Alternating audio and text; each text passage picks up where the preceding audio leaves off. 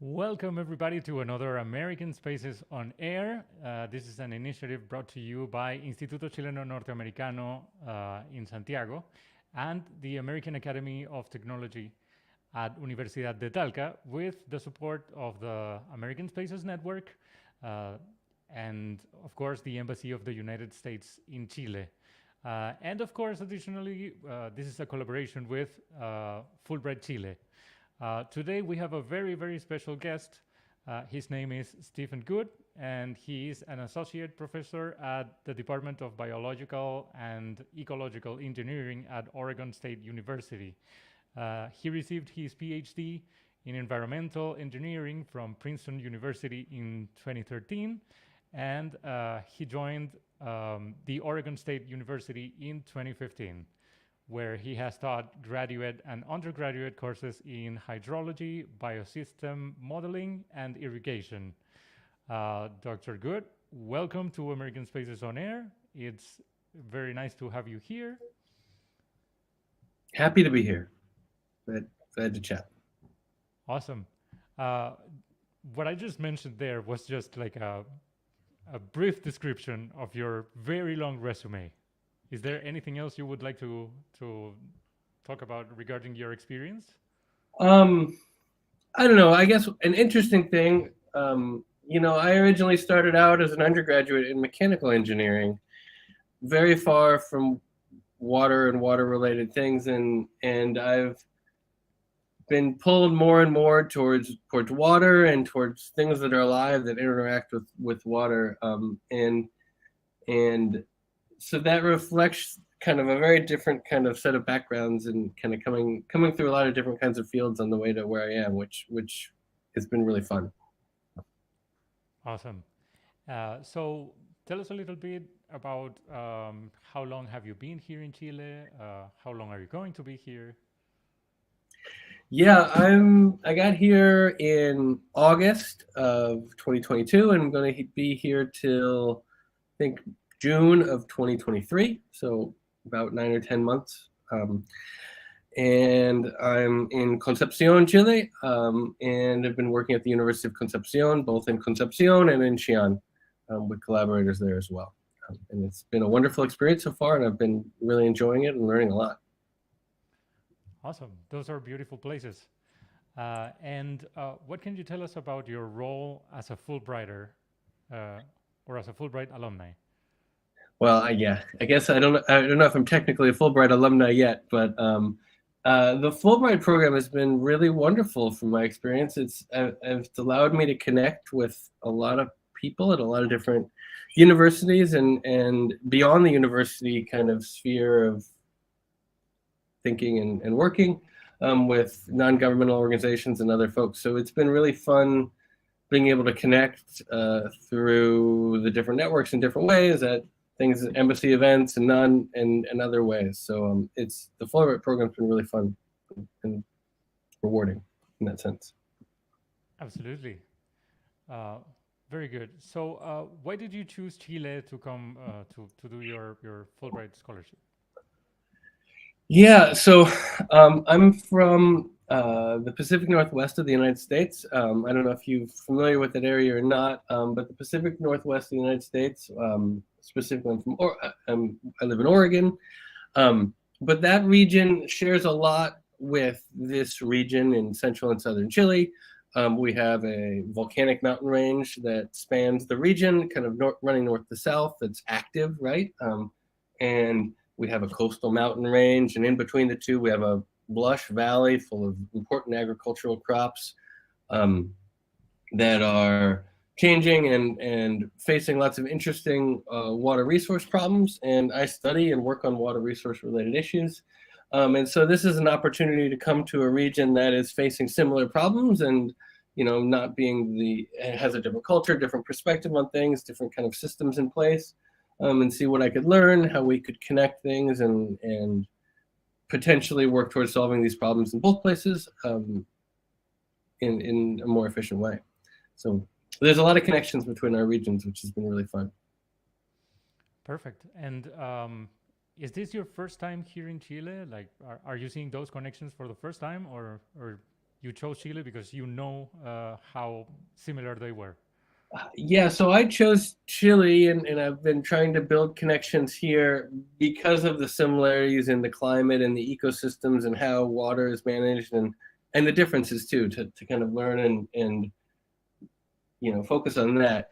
Many years ago, after I finished my PhD, my partner and I took a backpacking trip in southern Chile through Torres del Paine for, I don't know, 10 days or something like that.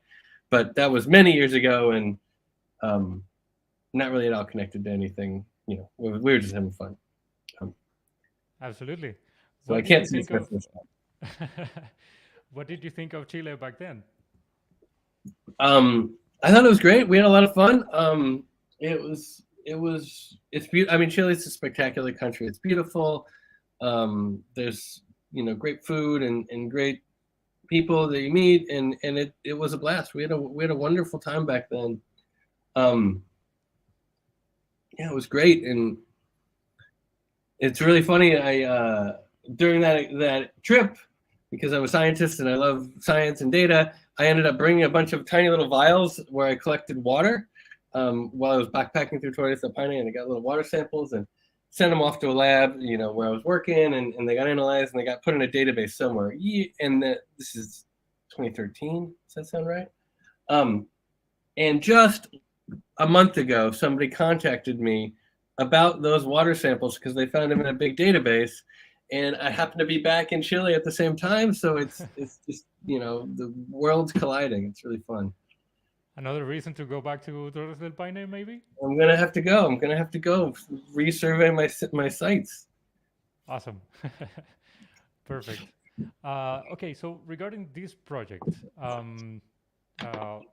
so could you explain it a little bit further in general terms? So you were here in Chile and you are studying similarities and some differences. Yeah. So I'm specifically focusing on what happens when water falls on ecosystems and where it ends up going, right? So water comes down from the sky, and it goes in a couple distinct places, right? So water runs out in rivers and streams back to the oceans, and that's fairly easy to measure. You know, we've been measuring flows in rivers and streams for a long time. Water also goes from the surface of the earth back up to the atmosphere, right? And when it does that, it can take a couple of different pathways, right? It can evaporate off of soils. It can get caught on a leaf as a droplet and then evaporate back up to the atmosphere. But the main way in which water moves from the surface of the earth back to the atmosphere, the terrestrial surface, I should say, not kind of the oceans, is through plants, right? And so a lot of the things that I work on is kind of understanding the fate of water when it enters an ecosystem in a watershed, where it's going to go and what are the reasons that cause it to go through these different pathways, both in natural systems, forested catchments, desert systems, all those kind of things, but also importantly in agricultural systems, right? When we have a field that we're irrigating and trying to grow crops, oftentimes we want the water that we're putting on to go through the plant. You know, if it doesn't go through the plant, it's kind of wasted.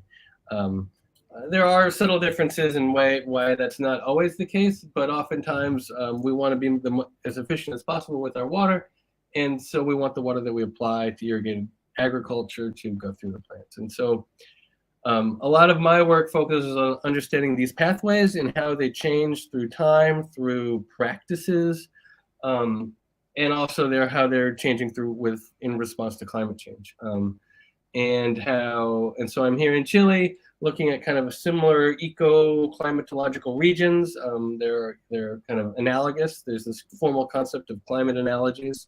Kind of extending this to hydrologic analogies is part of the motivation for being here. And so understanding kind of similarities and differences in the pathways water is taking, and how we can understand what drives those differences, and also then kind of have better forecasts of what future conditions are going to be, and also hydrologic predictions in the current environment, right? So if you know the route that water is taking through systems, you can better make an estimate of droughts and floods and all the things that folks get really worried about, which are really important. Absolutely. Do you think maybe improving irrigation systems could also improve the conditions of those climate situations in which there are droughts and things like that? To some degrees, there's a lot of interesting effects when you talk about increasing agricultural systems. And oftentimes what actually ends up happening is when you improve the irrigation efficiency and the water that you're applying to a system is more targeted and more water is ending up at the roots and going in it, you end up having less water sometimes percolating down into soils, and you end up growing more food, which, you know, we as people like to eat food. I love food. I eat food every day. And so increases in the productivity and efficiency of irrigation often leads to increases in productivity in food produced, but not necessarily in, let's say, water saved. Oftentimes, more food is grown with the same amount of water instead of the same amount of food grown with less water. That makes sense. Absolutely. Yeah, completely. Very good. So there's little differences there, and then how changing climates, warming temperatures, different levels of humidity in the air also influence those things. Is ongoing work that is important. Perfect. On a related matter, so last Saturday was December 10th, which is the Human Rights Day.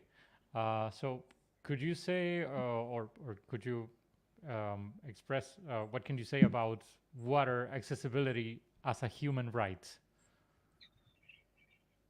Yeah, I mean, it's so important. Water is so important to survive, to live, both for ourselves as humans, but also is for ecosystems, right? When we think about water provisioning and water availability, it's having access to clean and safe and healthy water is so important.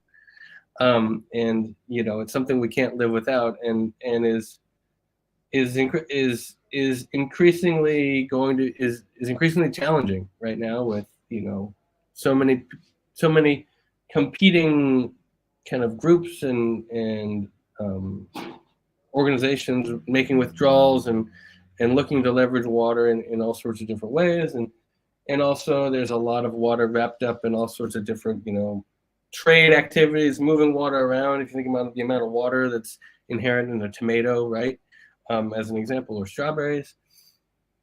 There's a lot of water that's mixed in with all sorts of different aspects of society, from energy production, right? So much of energy production is dependent on water, to food production, and to also just, having safe, clean drinking water for everybody. So it's wrapped up in a lot of different important human rights that we really need to be able to think about and be careful as we move forward.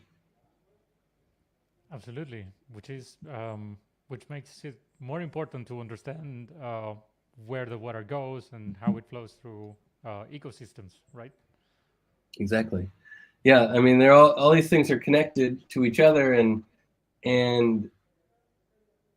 as fields, as disciplines, if you think about agronomy or hydrology or hydroelectric power generation or geologics, hydrogeology, all these different fields are now becoming more and more interconnected academically, reflecting our improved understanding of the interconnections that these systems all have. And that allows us to make more kind of broad scale or more broadly encompassing kind of inferences and understandings of how things are going. So these connections are really important when you think about these different aspects of how water touches everybody's lives. Absolutely. So you are currently working with Centro IULA and the Environmental Science Faculty of Universidad de Concepción. Mm-hmm. How have you experienced the differences and similarities, not just of our climate that can be similar, but also in a cultural way? The group of folks that I've been working with and chatting with have also had the opportunity of participating in some meetings throughout the country, and it's been really positive. I've met a lot of people doing really great work and addressing really important questions in really exciting ways. And so in that sense, academically, kind of in the setting in which I'm sitting in, has been a really wonderful experience. I'm having a lot of fun doing that, and kind of it's really cool being here and talking with somebody and saying, oh, this person works on this. I know somebody working on sort of a similar problem on the other hemisphere, in the northern hemisphere, and I'm thinking about trying to ways to connect folks more, and hopefully that can lead to longer term partnerships in water resources. And so it's been a blast. Everybody I've met has been really spectacular. It's been really fun. I've also had really cool interactions with students, which has been really cool. I love working with students, and part of the downside of being on sabbatical in Chile is that I'm not near the students that I have in my group that are in the United States, and we're meeting, of course, and chatting, but it's fun meeting new students here, and so that's been really cool. Absolutely. And besides the climate similarities and all of that, when it comes to culture, do you think that there are also similarities there? Oh, I think Hey there, I'm here. Okay. I'm here. Sorry, go ahead. No problem. I was asking that besides the similarities in climate, are there cultural similarities as well that you can point out? Oh, sure. We're all people, right? People are people. Everybody's got their quirks and funny things, and academics are particularly quirky in some ways, but there's a ton of similarities, and it's been really fun. So I'm here with my family, and we have our kids in school, and meeting people through the schools and other social kind of organizations, and there's many similarities. I don't necessarily want to pick on one or two of them here or there, but yeah, I feel very comfortable and happy and at home here, and it hasn't been a really drastic adjustment, I guess, in our heads. The most difficult thing so far has been I think our eating schedule is still tweaked a little earlier than the average Chilean schedule, which is fine because we never have to wait at a restaurant. And that's maybe the biggest thing right now. But not having to wait at a restaurant, yeah. I think it's a good thing. Yeah. Oh yeah. No, it's great. I like looking at the positive side of things. So. Absolutely. Perfect. So speaking of people, and what is the importance of having citizens being aware around climate change, especially when some generations, maybe they could feel like they are not the ones that are going to make the changes, right? Like older generation thinking that it's the job of the new generation. Yeah, knowledge of climate change is really important, and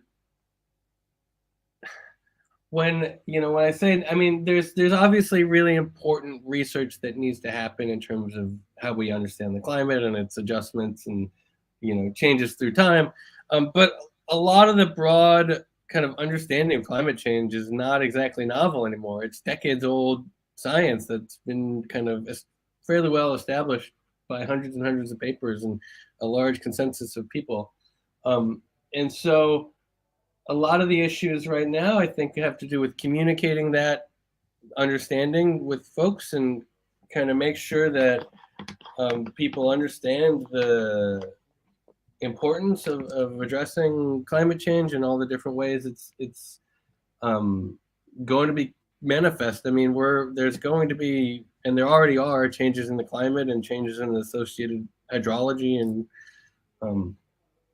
that are going to happen and are going to continue to get worse. And there's a lot of things we can do to kind of adapt and mitigate some of these changes, but it's going to take a consensus of people working together to make that happen. And it's important that we get folks on board for that, and get folks to come into agreement and participate in working towards solutions and enacting them at broad kind of scales. Absolutely. And speaking of that, of creating awareness and all of that, what do you think are some things that we could do as people, as regular people who are maybe not that much invested in these subjects, to help the climate change? Yeah, one of the most important things we can do is it's hard. I mean, there's little things you can do and there's big things you can do, and making sure that our leaders are aware that climate change, that we as a group of citizens are invested and concerned with the trajectories that we're on, and they know as leaders that the people they're representing want to see changes affected in terms of how structures and organizations and governments are working is really important. So that's kind of a very top-down level thing, and there's also kind of other examples of kind of how we're living our lives day to day, that are also important, but likely not going to be as impactful as some of those larger scale kind of making our voices heard in a kind of a public sector kind of way, but are still important and set a good example, and also through education and teaching, and there's still a lot of opportunity for innovation and new technologies to kind of help with some of the issues that are going to be coming and are already coming online, new solar power, other renewable energies, other ways in which we think about crops and its connection with water. So there's still opportunities in terms of technological innovation, in terms of governmental regulations, and in terms of kind of personal action. There's lots of things we can be doing that we maybe could be doing better. Absolutely. I think education and just trying to be informed about the things that are happening are two very important things that we could do just to help solve this situation. Very good. So you were making research about future water availability both in Oregon and in the central zone of Chile. What are the main challenges that future generations may have on this matter?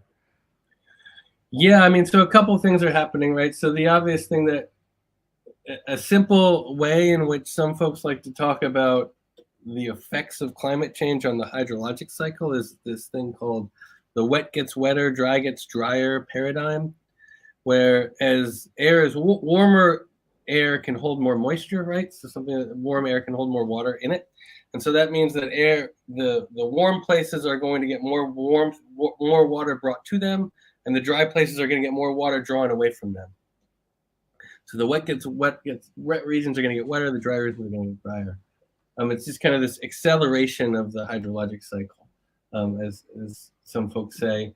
And so that means that we're going to see shifts in kind of intensity of rainfalls. We're going to see more intense events, perhaps less total water. But even if we have the same amount of total water, if we have more intense rain events happening, the same amount of water arriving in more intense yet less frequent storms, that shifts how water can enter the soils, how it can be uptaken by roots, and move through plants. And so all these things are going to make water use by natural systems still a bit more challenging as kind of this intensification of the cycle. And so one of the things that we've been thinking about is kind of, if you think about all of the water that lands in a place, and you think about some of that gets used by plants, this kind of the biological fraction of water that's used. In both wet and dry places, we're expected to see that amount go down. In terms of ecosystems are just going to be less well adapted to these new kind of hydrologic regimes, and so they're going to be less able to take advantage of kind of more quickly moving water systems. It's harder to grab a speeding ball, faster moving objects or something like that. Some analogy with sports. Very good. Yeah. Perfect. Very good. And tell me something, Stephen. Do you speak Spanish? I do. Yes, sir. I speak Spanish. Many years ago, I lived in the Dominican Republic for a couple of years, and I learned some Spanish there. It's Caribbean Spanish and not Chilean Spanish, so it's a bit different. Um, but I've been having a lot of fun learning my Chilenismos and getting my ears fast enough to listen to the Chileans speak in their way. So it's been pretty pleasant. It's been fun. Awesome. Yeah. Perfect. Yeah. Um, yeah, Caribbean Spanish is very different from Spanish in Chile. It is. It Uh, is. It's got a little bit of sing song to it and different S's and lack thereof. but it's also very fun to get to know, like different words, the meaning of different words all across Latin America. That's something very fun to discover.